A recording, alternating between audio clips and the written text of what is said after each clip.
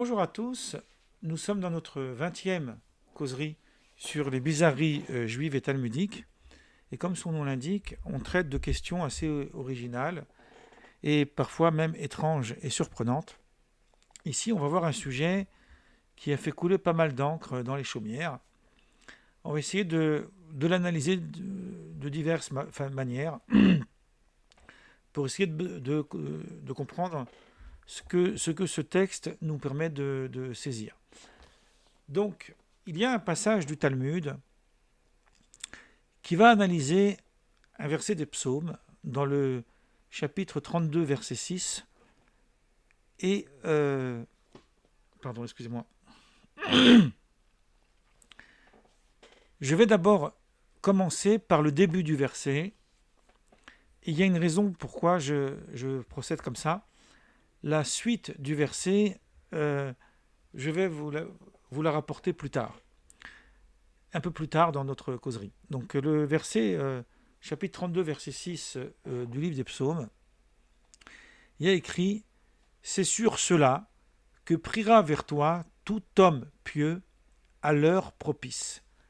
À l'heure propice, c'est, d'ailleurs on en avait parlé un petit peu de ce sujet-là, il y a deux causeries je crois, lorsqu'on a parlé du moment propice pour la prière, en lien avec le décalage horaire. Ici on parle donc d'un et mezzo. En hébreu on dit et mezzo. Mezzo, littéralement, ça veut dire quelque chose qu'on trouve.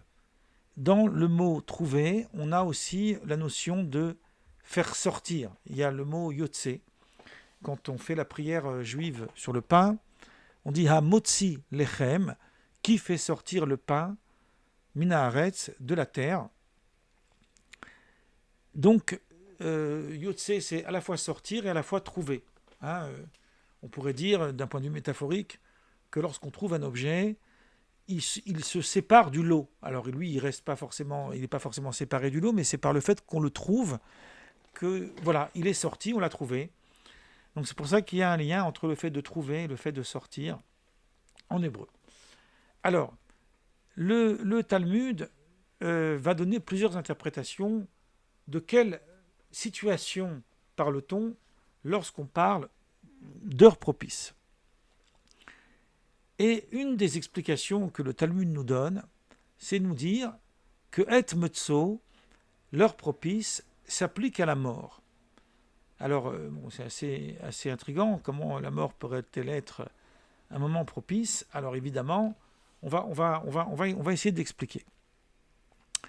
Alors, je vais d'abord introduire ici, on va dire vraiment des choses un peu extravagantes, mais qui, conformes à ma manière de voir les choses, renvoient peut-être à des choses un peu moins extravagantes que ce que l'on croit, et renferment un enseignement profond.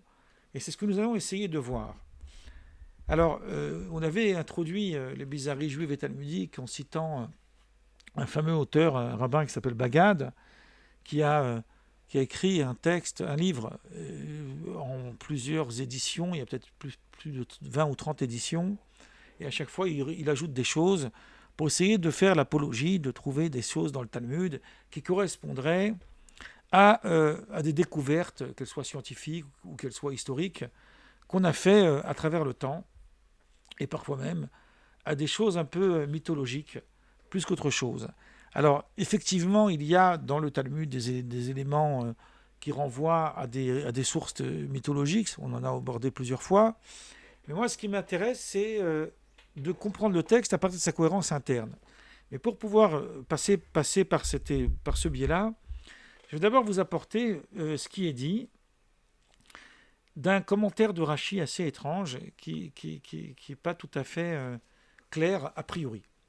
Donc, le Talmud dit que le verset des psaumes qui dit c'est sur cela que priera vers toi tout homme pieux à l'heure propice, ça fait allusion à la mort.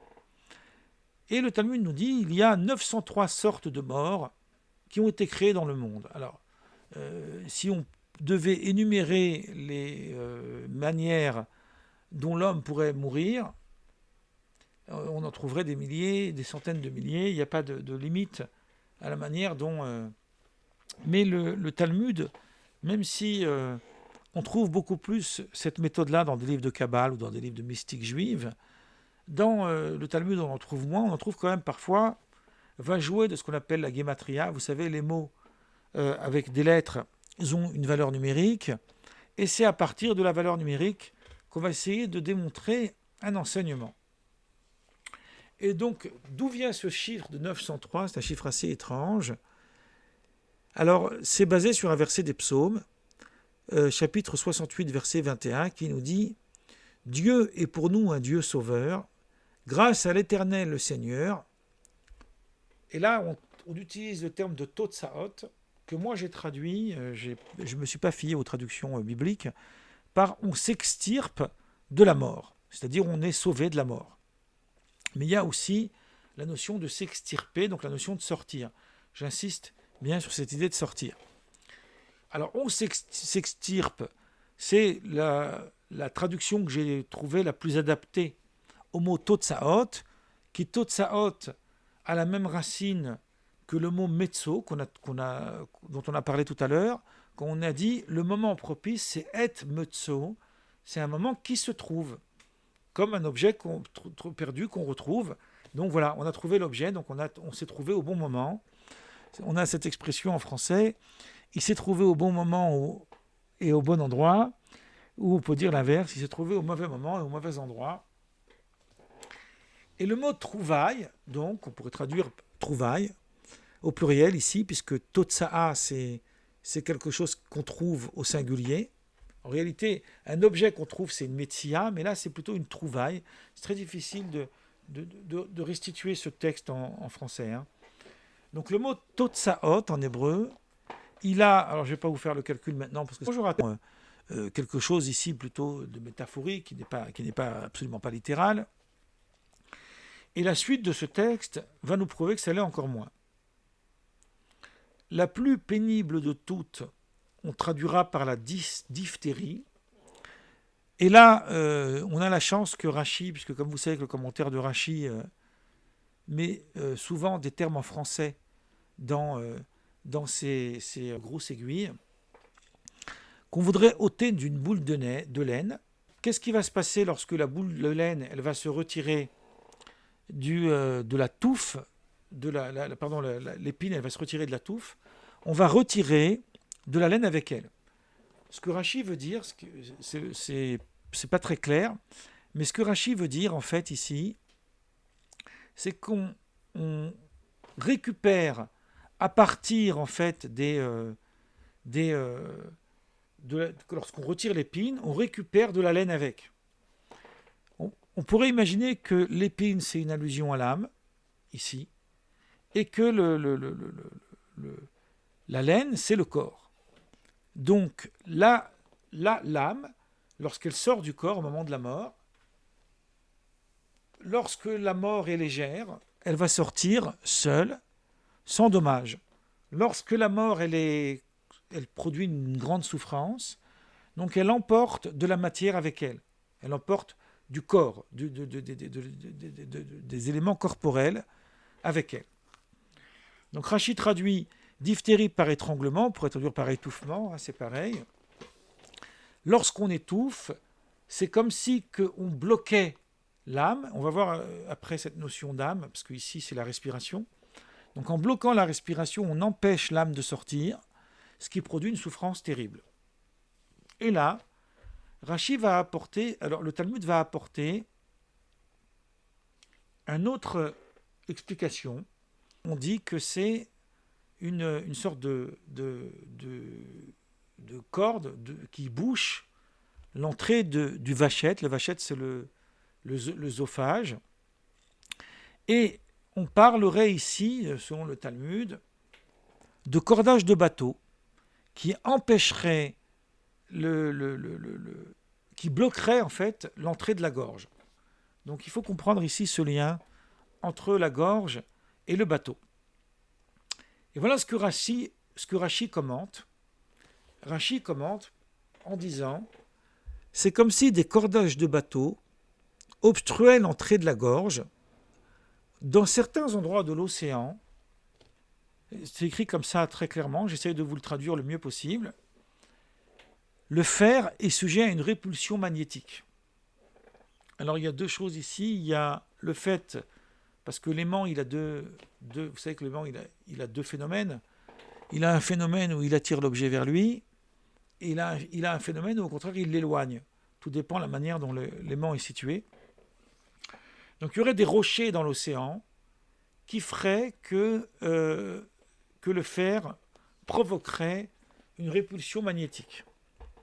Alors il n'y a pas écrit magnétique dans le Rashi, c'est un autre commentaire plus tardif qui ajoute ce terme.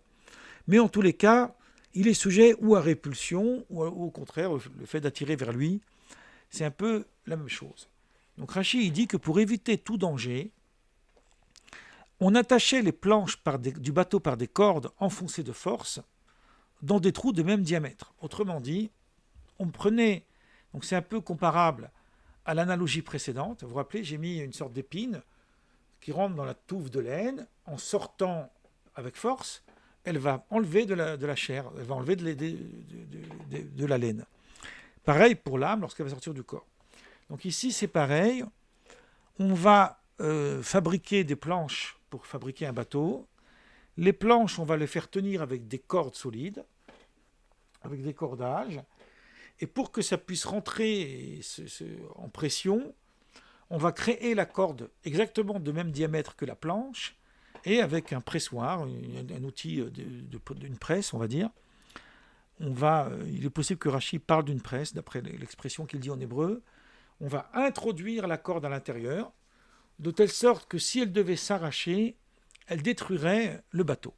Et elle est tellement solidement ancrée à l'intérieur qu'elle empêche toute matière, toute terre et l'eau aussi, bien sûr, de passer. Elle fait une sorte de jointure. Donc ce que dit Rashi, d'après sa compréhension du Talmud, c'est que lorsque ces bateaux sont attirés vers ces zones-là, elles produisent une explosion, en fait, qui est comparable à l'étouffement de l'homme qui pourrait mourir dans ce genre de situation. Et quelle est maintenant la mort la moins pénible, la plus douce, on pourrait dire? Et on dit dans le Talmud que la mort la plus douce, c'est le baiser divin. Qu'est-ce que c'est que le baiser divin? Alors le baiser divin, ça peut être au sens d'une révélation divine au moment de la mort. On trouve cette métaphore dans le Talmud à propos de la mort de Moïse, la mort de Aaron et aussi de Myriam. Dans le Talmud, dans le traité Sota, on dit que ces trois personnages sont morts du baiser divin. Mais dans un sens moins grandiloquent, on pourrait comparer au baiser divin à l'homme qui est allongé dans son lit, il a sa famille autour de lui, et il a le temps de leur dire au revoir, il a le temps de discuter distinctement avec eux, et au moment où il va s'endormir, il va être apaisé, et il ne se réveillera pas. Donc là, on voit que c'est la mort la moins pénible, celle qui permet le moins de difficultés. Moi, je vais revenir sur cette histoire de cordage de bateau, avec le fait que dans l'océan, le fer est sujet à une répulsion magnétique. Il y a un commentateur du Talmud qui est plus tardif cette fois, qui est du 19e siècle, qui s'appelle le Rashash, Rabbi Shmuel Strasson. Son commentaire du Talmud est un commentaire assez intéressant. Et à la Yeshiva, on disait sur lui, à son sujet, qu'il n'a pas laissé une page de Talmud sans commentaire. C'est-à-dire que son commentaire commente pas tout le Talmud, puisque dans chaque page, il y a beaucoup de sujets, mais il commente au moins toutes les pages du Talmud.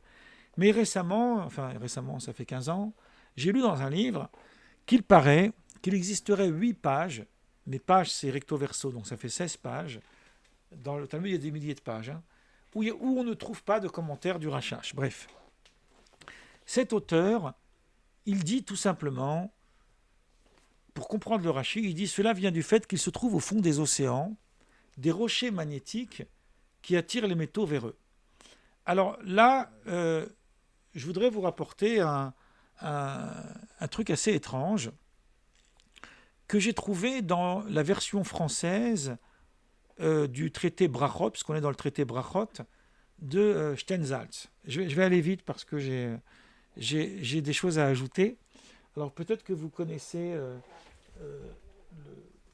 le commentaire de Stenza, vous savez qu'il a traduit le Talmud, il a clarifié le Talmud en hébreu, et que récemment, mais moi j'ai pas les volumes ici dans ma bibliothèque, une partie de son œuvre a été traduite en français. Mais par contre, j'ai ici un petit Talmud de poche, le premier volume en fait de Stenzhals. Et mais j'ai aussi la version hébreu du premier volume de Stenzhals, qui est un livre assez gros. Ça va vous faire peur hein, si je vous montre l'ouvrage, vous allez voir. C'est un ouvrage assez gros. Donc ça, c'est le Talmud avec le commentaire. C'est pas vraiment un commentaire, c'est plutôt une aide, une lecture assistée du Talmud. Par contre, il y a des petites notes autour qui sont assez intéressantes, mais la note que j'ai trouvée dans la traduction en français ne figure pas dans l'édition hébraïque. Donc ça doit être une note qui a été ajoutée par les éditeurs de la traduction française. Il vaut mieux le dire parce que vous allez tout de suite comprendre. Voilà ce qu'il dit. En certains endroits de l'océan, le fer est sujet à une répulsion magnétique et on raffermit les planches du bateau par des cordes enfoncées de force dans des trous de même diamètre. Et il ajoute, maintenant il commente, il dit « Il se fait ainsi, Rachi, l'écho d'une théorie avancée à son époque, pour expliquer le naufrage systématique des navires en différents points de l'océan, comme au triangle des Bermudes découvert plus tard. » Alors le triangle des Bermudes n'est pas du tout évoqué dans Rachi, il n'est pas évoqué non plus dans le commentaire du Rashash. Le lien avec le fait que ça soit aimanté, donc il y a un phénomène magnétique, on peut le déduire de Rachi, puisque Rachi il dit que le fer est sujet à une répulsion. Il parle bien du fer, le barzel c'est le fer, mais ça peut être aussi toutes sortes de métaux. Et donc effectivement, on pourrait dire qu'il y a une sorte de lien. Bon, le triangle des Bermudes, c'est un petit peu extravagant, mais le personnage Bagad que j'ai cité au début de mon propos a plusieurs pages de son livre. Bon, lui, son travail, c'est pas vraiment un travail, c'est plutôt une enquête journalistique où il apporte des photocopies d'articles à droite et à gauche. Et il rapporte là-bas que, soi-disant, on trouverait une sorte de lien avec le conte des Mille et une nuits dans la légende de Sinbad le marin, où il fabriquait les bateaux à son époque de telle sorte qu'il ne mettait pas des clous pour relier les planches entre elles, mais il mettait des cordages. Et la description ressemble étrangement à ce que propose Rachi dans son commentaire sur le Talmud. Alors, moi, je ne me suis pas démonté, c'est un sujet qui m'intéresse juste comme ça, dans une sorte de rêverie, on pourrait dire. Ce sont des rêveries talmudiques que nous sommes en train de faire. Et j'ai lu, cette semaine, j'ai passé un petit peu mon temps à lire la légende de Scheherazade, enfin pas entièrement, hein. J'ai lu les sept voyages de Sinbad le marin. Alors, dans l'allusion qu'on pourrait trouver, mais à mon avis, elle n'est pas très claire, elle est dans le 6e récit et dans le 7e, où dans le 6e récit, il est question de fabriquer avec les restes d'un bateau qui a échoué devant la mer, de fabriquer des planches, des radeaux. Et là, on voit qu'on va fabriquer des radeaux avec des cordages solides. Et dans le 7e récit, on parle aussi d'un bateau, mais là, c'est un voilier qui va échouer devant l'île. Et là, par contre, il est question de cordage, mais c'est le cordage des voiles, et pas du bateau. Bref, il est possible que ce récit ait plusieurs versions, et que dans une version plus ancienne, il y ait ce que décrit ce monsieur Bagad que j'ai évoqué. Mais la petite histoire raconte pourquoi je vous ai parlé de ce monsieur Bagad. C'est qu'il y a de cela, donc c'est à la fin des années 80, donc ça ne rajeunit pas. J'étais à New York et c'était une journée où entre guillemets, les personnes qui pouvaient faire une leçon talmudique avaient le droit de le faire. Donc moi, j'ai participé aux intervenants et j'ai rencontré ce jour-là ce rabbin Bagad d'Israël. Je me souviens lui avoir offert un livre en hébreu que j'avais écrit, et lui il m'a offert le sien, mais je ne l'ai plus parce que j'ai perdu ma bibliothèque. Fermons la parenthèse. Et lui, il aurait rapporté qu'il avait eu à ce sujet une polémique avec le New York Times, parce que les journaux, le journaliste en fait lui aurait dit que le triangle des Bermudes n'a absolument rien à voir avec la question d'ordre magnétique, et qu'il le lui aurait démontré à partir de cette légende de Sinbad le marin. Il se trouve que dans la page Wikipédia, vous pourrez aller vérifier, sur le triangle des Bermudes en français, mais aussi en hébreu, même si celle en hébreu est un peu différente, on trouve qu'il n'y a rien qui prouve que cette zone soit dangereuse et qu'elle n'est pas plus dangereuse que d'autres endroits de la mer, mais il apporte des théories non prouvées, dont une que ce serait par des forces magnétiques que les bateaux seraient engloutis dans cette zone. Et voilà qu'on voit qu'il en existe d'autres et qu'il n'en existe pas qu'une seule. Bref, tout cela relève de la mythologie. Je vais fermer la parenthèse.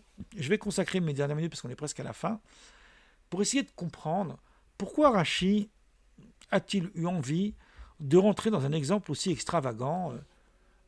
On parle d'étouffement, on pourrait parler de noyade, tout simplement. On pourrait parler de diverses manières d'être étouffé.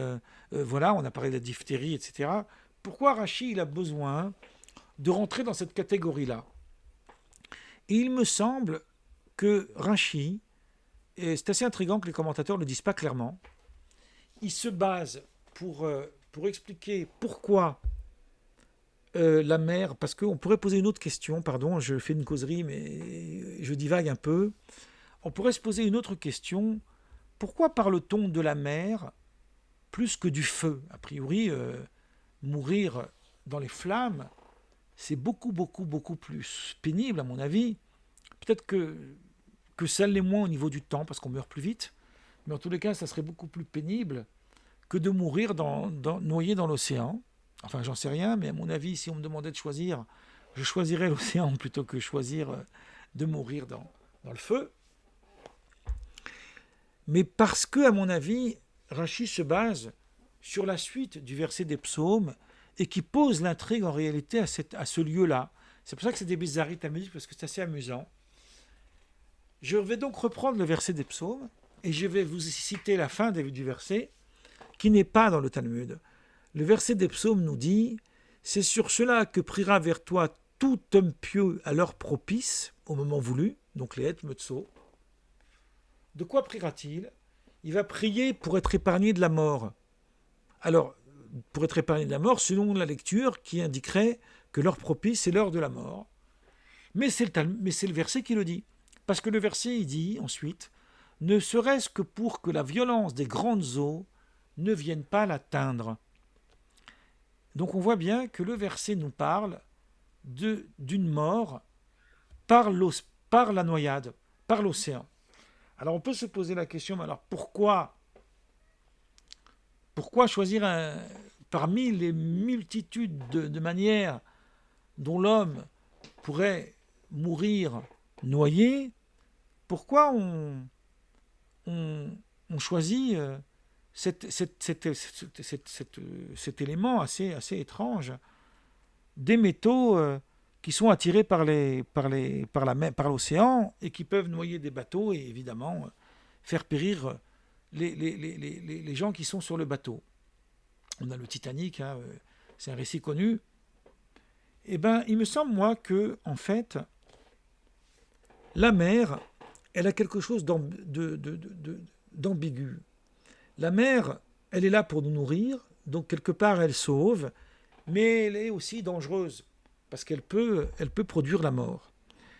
Et il se trouve qu'il y a un débat dans le Talmud à propos du problème des hagunotes. Les hagunotes, c'est des femmes qui ne savent pas si leur mari est mort. Il y a eu ce problème après la Shoah. Beaucoup de femmes ont voulu se remarier parce qu'elles ne savaient pas si leur époux était mort.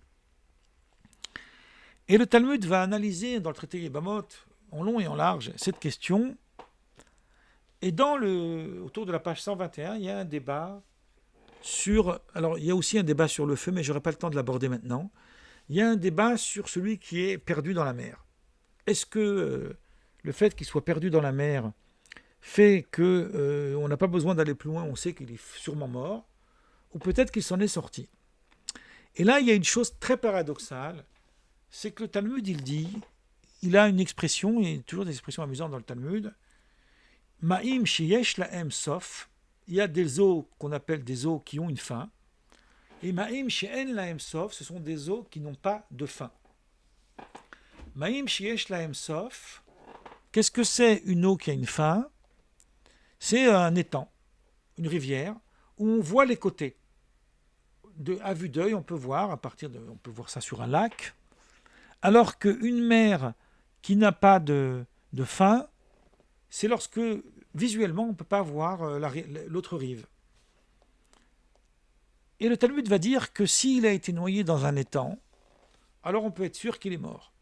S'il est noyé dans la mer, rien ne nous permet de certifier qu'il soit mort. Alors, ça paraît paradoxal, mais en fait c'est logique.